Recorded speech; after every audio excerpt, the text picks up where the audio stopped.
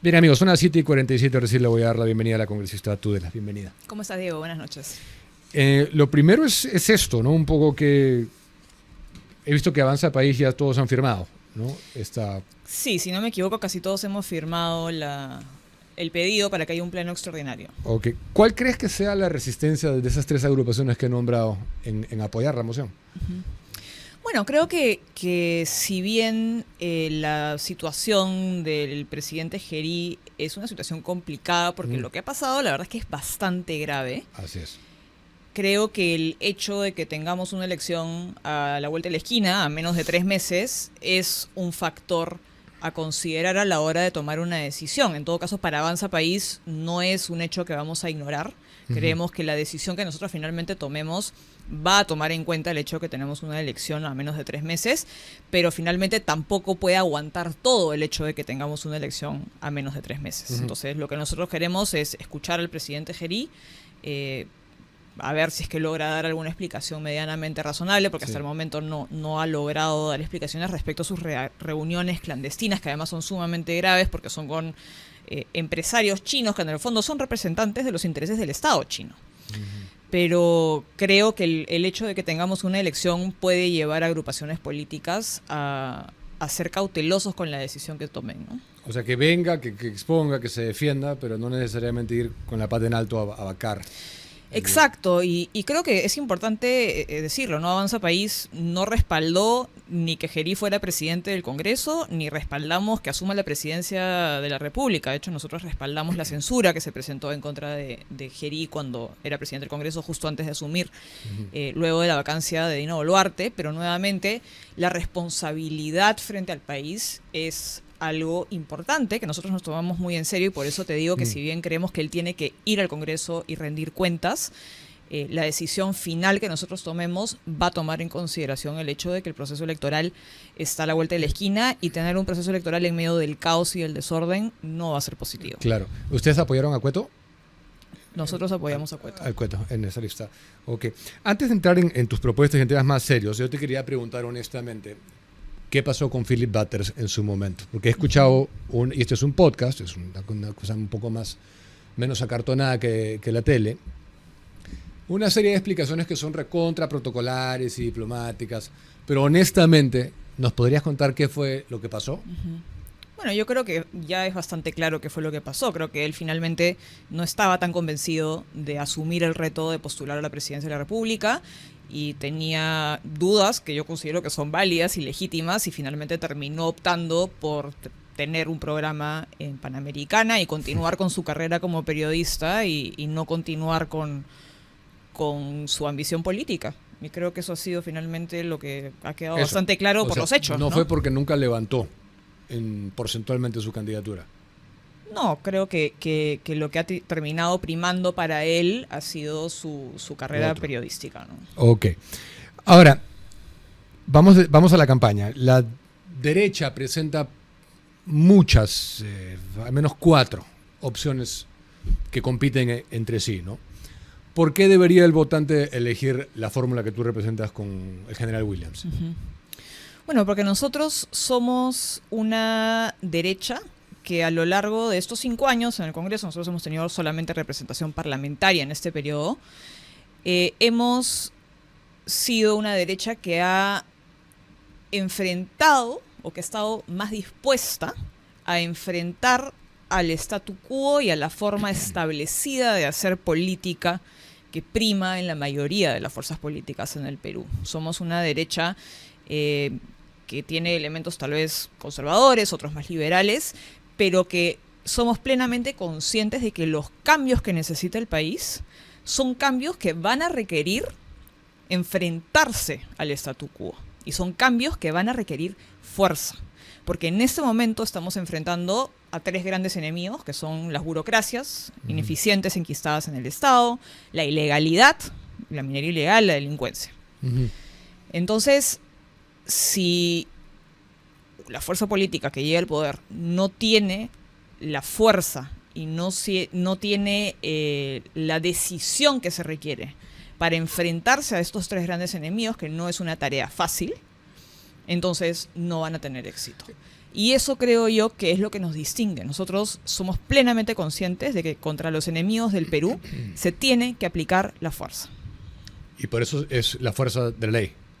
La fuerza que en una democracia y en un Estado de Derecho, la mayoría le otorga al gobierno de turno fuerza que lamentablemente no ha sido aplicada por la mayoría de los gobiernos que hemos tenido en los últimos 15 o 20 años. Hemos tenido una clase política que ha sido muy timorata, una clase política que ha tenido miedo de aplicar cambios que eran plenamente necesarios por miedo a pelearse o porque eran impopulares, y eso es algo que nosotros no aceptamos. Nosotros estamos dispuestos a pelearnos con quien tengamos que pelearnos para generar los cambios que necesita el país. No es cambio de la ley, es cambio a la fuerza, es el eslogan, ¿no? Que le han puesto.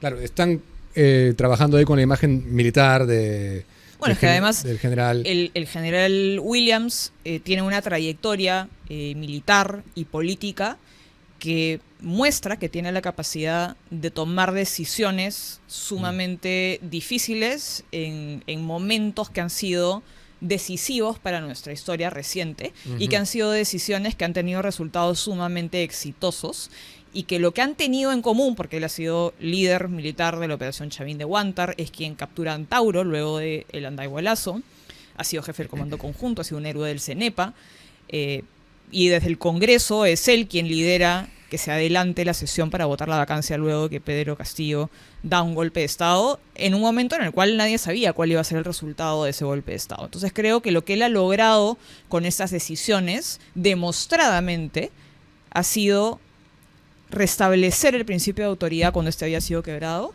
y hacer primar el Estado de Derecho y la fuerza de la ley por encima del terror y la violencia. Claro.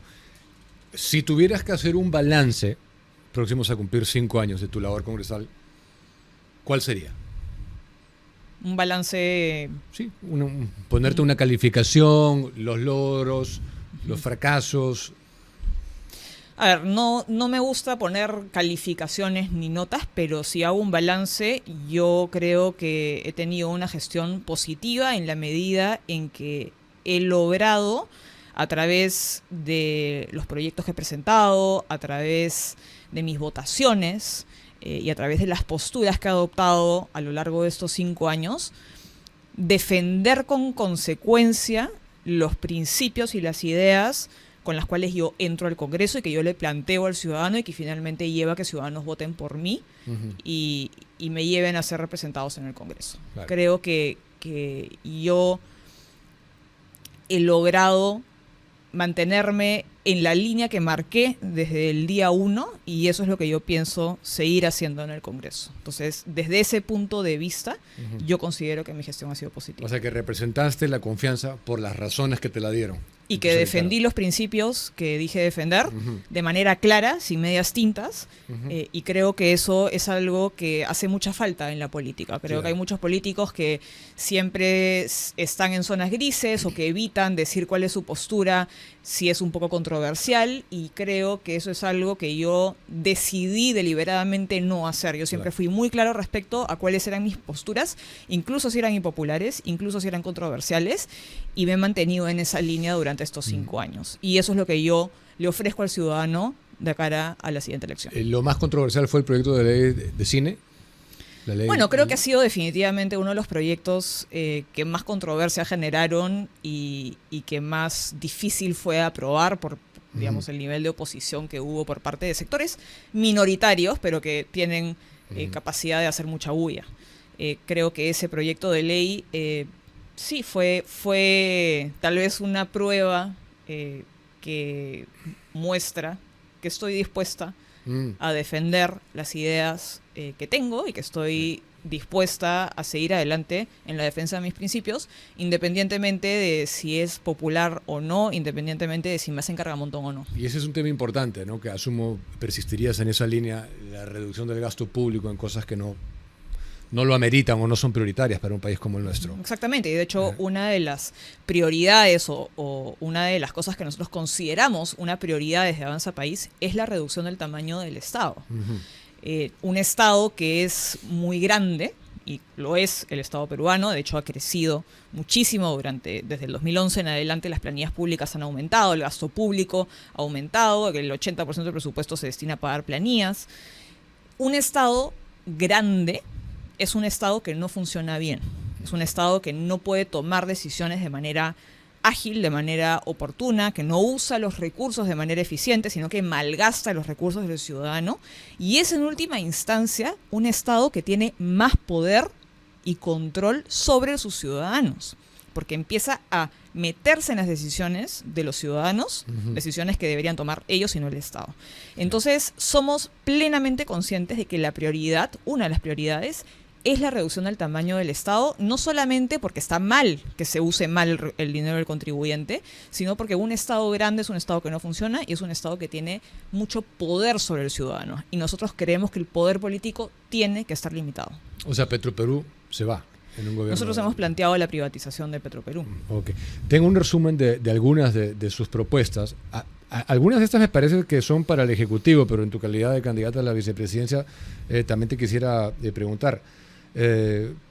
Están replanteando el impuesto selectivo al consumo. Sí, de hecho, eso es algo que yo también tengo como parte de mi agenda parlamentaria, no solamente desde el plan de gobierno. El impuesto selectivo al consumo se ha convertido en una doble imposición. Se ha convertido como una especie de segundo IGB para ciertos productos, pero no está cumpliendo su finalidad. Es simplemente una fuente más de ingresos para pagar las planillas del Estado, que termina pagando el consumidor final. El selectivo al consumo se supone, es un impuesto que existe para que ciertas actividades que generan externalidades negativas, como podría ser la contaminación, ¿no? Por eso la gasolina en teoría está grabada con el selectivo al consumo. Y la idea del impuesto es que se desincentive a través del impuesto determinada actividad o determinado producto, como las bebidas alcohólicas. Pero no hay ninguna métrica, ni el Ministerio de Economía se ha molestado en generar data para ver si eso es así. Y la verdad es que eso no es así. O sea, está demostrado el cigarro, en todos los países en donde existe, no se logra desincentivar la actividad que se graba.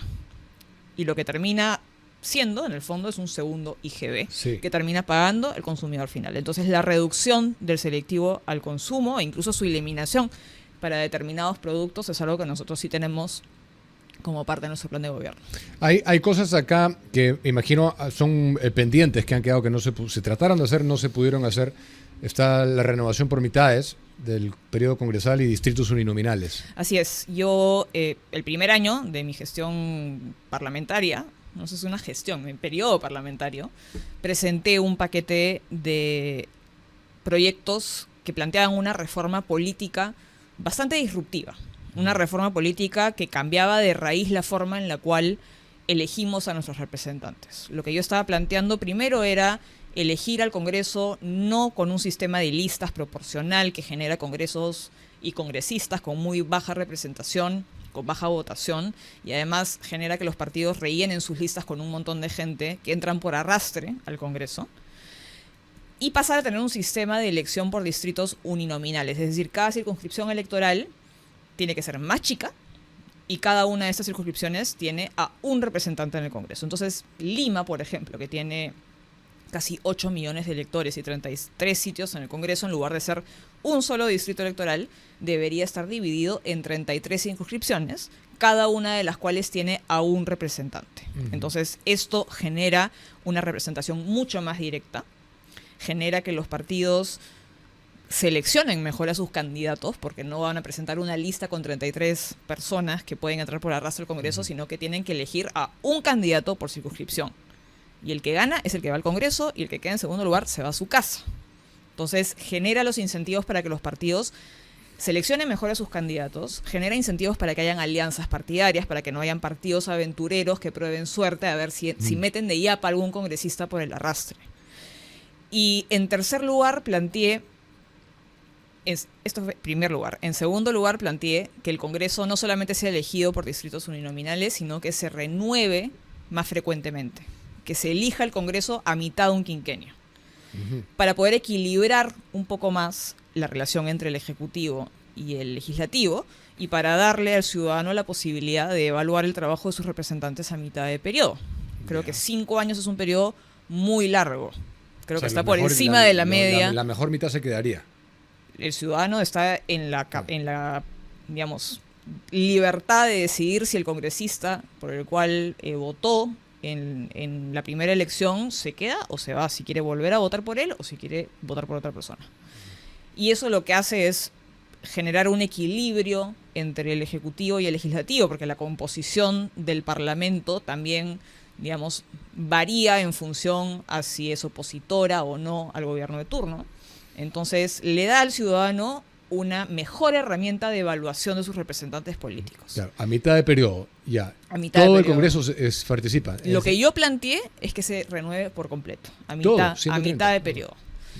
Luego, cuando se aprueba la bicameralidad, planteé que se renueve por mitades, ambas cámaras. Lamentablemente eso no fue acogido en el dictamen que se terminó aprobando y creo que es natural que no haya sido acogido porque nuevamente creo que estas son propuestas que cambian de manera radical la forma en la cual funciona nuestro sistema de representación y nuestro sistema electoral, sistema que además ha sido en gran medida diseñada por fuerzas políticas que se benefician del sistema que tenemos hoy en día.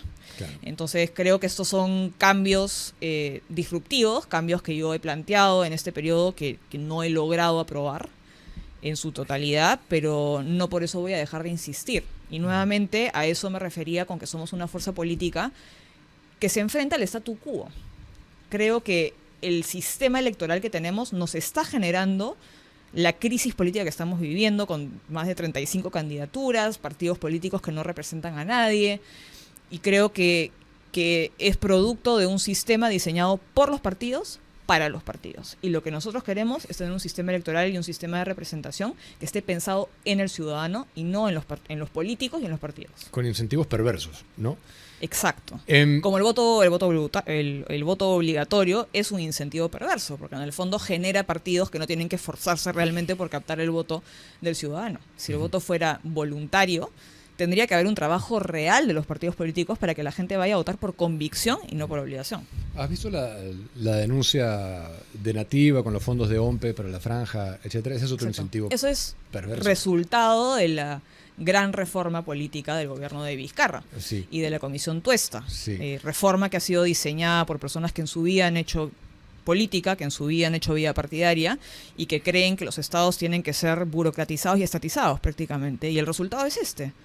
El resultado de esa reforma es lo que está pasando con la franja electoral y nosotros estamos en contra de que el Estado financie la publicidad de los partidos políticos y que encima estandarice la publicidad que pueden hacer los partidos políticos. Es un nivel de estatismo y controlismo inaceptable desde nuestro punto de vista. Pero yo estoy en contra, pero a diferencia de otros yo no le he aceptado públicamente. Me he negado a recibir este programa, no recibe, porque me parece que uno debe caminar lo que pregona, ¿no? Hay una que me llama la atención bastante porque es un tema que considero que grafica cómo la persecución no ha funcionado en este país. Estado educador antes que castigador. Sí. ¿De qué se trata esa? Es que el Estado cada vez más está obsesionado por aumentar la recaudación por el hecho de tener más recaudación para pagar planillas públicas que crecen y crecen y crecen, pero que no le otorgan ningún beneficio concreto al ciudadano. Y para eso tienen un enfoque sumamente castigador y punitivo. Es decir, la primera reacción del Estado frente a un emprendedor o alguien que tiene una MIPE que incumple con alguna normativa tributaria es ir directamente a sancionar. Entonces, el enfoque que tiene el Estado tiene que cambiar en dos sentidos. Primero, no puede ser un enfoque sancionador, sino que tiene que acompañar al emprendedor, en todo caso, para poder formalizar tributariamente a los miles, millones de emprendedores que hay en el Perú, sino que también tiene que haber un enfoque, nuevamente, que no incurra en esta obsesión por la recaudación. Y por eso hablo tanto de la necesidad de reducir el tamaño del Estado. Lo que el Estado en este momento no está haciendo y tiene que hacer es promover la creación de riqueza, promover la creación de empleo, y con esta obsesión por la recaudación tributaria no lo va a lograr. ¿Encontraste resistencia en un momento? Me acuerdo que trataste de digitalizar los trámites notariales. ¿Eso fue difícil? Porque, ¿quién podría oponerse a eso? Bueno, creo que algunas notarías podrían oponerse Los lobistas. a tener que implementar sistemas que digitalicen ciertos trámites, pero esa norma, por suerte, sí la logramos aprobar sin eso mucha ahora oposición. se va a ampliar a otros La estamentos. digitalización del, Sí. del Estado, por supuesto. Sí. Esta simplificación notarial y el fortalecimiento de COFOPRI, que creo que es importante. Eso también es importante porque nosotros queremos un país libre. Nosotros defendemos como principios fundamentales de nuestra sociedad y de nuestra nación la vida, la libertad y la propiedad, porque la propiedad es fundamental para tener ciudadanos que sean libres. Y queremos un Perú de propietarios. Esta idea fue promovida en los 90s. De hecho, existía COFOPRI, esta institución que se dedicó a titular a millones de peruanos que no tenían un título de propiedad sobre su terreno. Pero esta política muy buena y positiva perdió fuerza y quedó casi en el abandono desde el 2000 en adelante, más o menos. Entonces nosotros planteamos, y yo personalmente planteo, volver a darle la fuerza que tuvo COFOPRI en su momento, porque lo que ha venido pasando es que Lima ha crecido informalmente e incluso las construcciones que se han hecho sobre terrenos que sí tienen un título, estas construcciones hacia arriba ya no han sido formalizadas. Entonces creo que es importantísimo que se haga énfasis en esto, porque nuevamente un país de propietarios es un país de ciudadanos libres. El 2x1 suena a una propuesta de tipo Trump, ¿no? El presidente Trump. Tipo Reagan. ¿Y quién? Tipo Reagan. Tipo Reagan, sí. Cuéntale a la gente de qué va. Bueno, es una propuesta que plantea que por cada 2 regulaciones nuevas, o en el caso del proyecto que yo presenté en el Congreso, que por cada 2 leyes que se aprueben en el Congreso se derogue una. Eso evidentemente generó muchísima resistencia dentro del Congreso porque implica hacer un trabajo adicional a la hora de presentar un proyecto de ley. Pero definitivamente tenemos un problema de sobreregulación gigantesco. Tenemos un exceso de normas, un exceso de leyes que hace que los ciudadanos no puedan cumplir con la ley, finalmente. Entonces, eso es trágico. Sí, por supuesto. Por supuesto, y nuevamente genera obstáculos para el crecimiento de los peruanos. Entonces, el 2x1 lo que busca es poco a poco desregular y tener un ordenamiento legislativo que sea razonable y que los peruanos puedan cumplir. ¿Con las MIPES qué están proponiendo? Con las MIPES estamos proponiendo, bueno, primero flexibilización laboral. Creemos que tienen que haber contratos escalonados, porque lo que tenemos hoy es un sistema laboral que se ha quedado estancado en el siglo pasado, que lo que hace es básicamente beneficiar a pequeñísimos grupos minoritarios y excluir a la gran mayoría de la fuerza laboral del Perú a trabajar en la informalidad, porque es tan caro tener a un trabajador formalmente en planilla que cada vez menos trabajadores pueden acceder a ese privilegio hoy en día de poder trabajar en una empresa formal y formar parte de una planilla formal. Entonces, estamos planteando un sistema escalonado de contratos laborales y estamos planteando también elevar el techo de las MIPES. Es decir, hoy en día tenemos un techo muy bajo para las MIPES. Una MIPE crece un poquito de más y ya pasa a tener un régimen de mediana empresa y los costos se disparan. Entonces, ¿qué es lo que pasa? Tenemos un montón de MIPES. Sí. Las empresas no tienen un incentivo para crecer. Al contrario, se castiga el crecimiento de las empresas. Y producto de eso tenemos millones, si no me equivoco, casi el 90% de las empresas que existen en el Perú son micro y pequeñas empresas. Así es. Porque tenemos un sistema que castiga el crecimiento de las empresas. Y si nosotros queremos trabajo formal, generación de empleo formal con beneficios básicos, tenemos que incentivar el crecimiento de las empresas. Sí, eso es una cosa básica, ¿no? Quiero terminar con un ping-pong electoral. Una palabra o respuesta muy corta, muy corta, con lo primero que se te venga a la mente. Keiko Fujimori. Fuerza Popular. José Williams.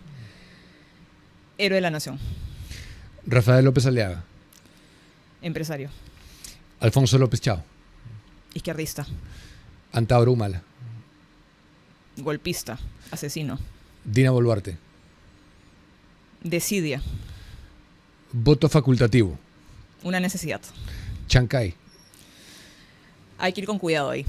Pedro Castillo. Golpista. Avanza País. Derecha moderna. Ven. Gracias por venir. Muchas gracias a ti, Gusto Diego. verte, Adriana. 8:12.